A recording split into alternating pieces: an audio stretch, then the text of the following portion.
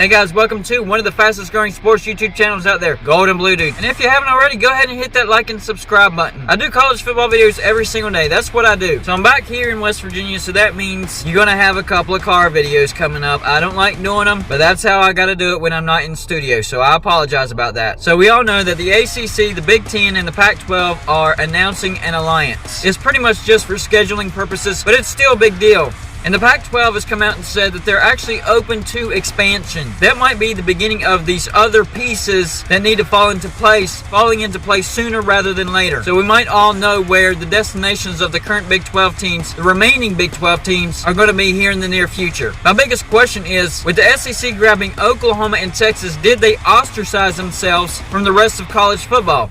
I mean, we know that they're the most powerful conference in the nation, but was it wise to ostracize themselves by grabbing Oklahoma and Texas? Oklahoma and Texas are major brands. They're massive brands. I'm not saying it was a bad move by the SEC, but there's definitely going to be some repercussions. And I think the Pac-12, the Big Ten, and the ACC forming an alliance is one of those repercussions. Basically, what they're going to do is they're going to try to block the SEC out of their scheduling, and they're going to try to create the best matchups possible between those three conferences. But could this be the end of Big Ten teams playing the SEC, ACC teams playing the SEC, and Pac-12 teams playing the SEC? I think the biggest repercussion would be the rivalries between the ACC and the SEC. If that happens, there's some big-time rivalries, some long-standing rivalries that would go down the drain. We're talking about rivalries like Louisville versus Kentucky, Georgia versus Georgia Tech, Florida versus Florida State, Florida versus Miami, Clemson versus South Carolina. Now, that's the biggest one. I live in the upstate of South Carolina, and that is a big-time rivalry. Even though Clemson has absolutely owned South Carolina, that's a game that both programs circle every single year. Could it be the end of that? I really hope not, because personally, I look forward to those rivalries. Those are some great games every single year. Even when one team dominates the other, you still never know what's going to happen. And then wherever Oklahoma State goes, the Oklahoma State rivalry, is that done? And don't say it can't happen, because ask us as West Virginia fans, ask Pitt fans. A long-time rivalry can be snapped because of these decisions. Ask Missouri. They haven't played their rivalries in a long time. Texas A&M, even though Oklahoma and Texas are coming to the SEC now, rivalries that they had were snapped there for a while. So yes, it can happen. Don't fool yourself.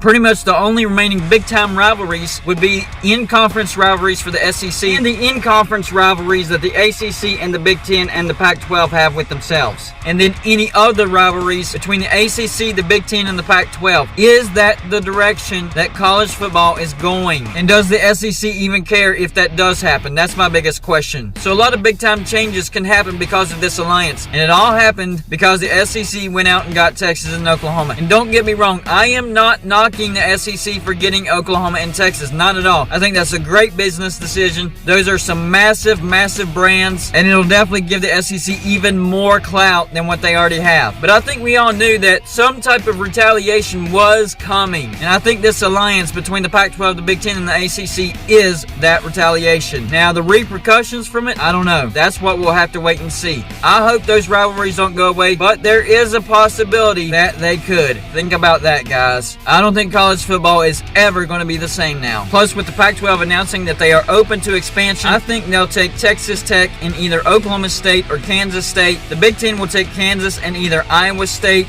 or Oklahoma State. So Oklahoma State might actually have a choice of where they can go. Of course, the ACC is going to take West Virginia and probably Notre Dame. And that leaves Baylor and TCU. Where do those two teams go? Probably the AAC. That's not a terrible landing spot for those two schools, and I do think they bring some value to the AAC. Y'all let me know what you think about this college football shakedown. How do you think it's all going to turn out? Can't wait to see these comments, guys. It's going to be a good one. That's all I got for you for this show. Like and subscribe if you haven't already, and I'll see you on my next show.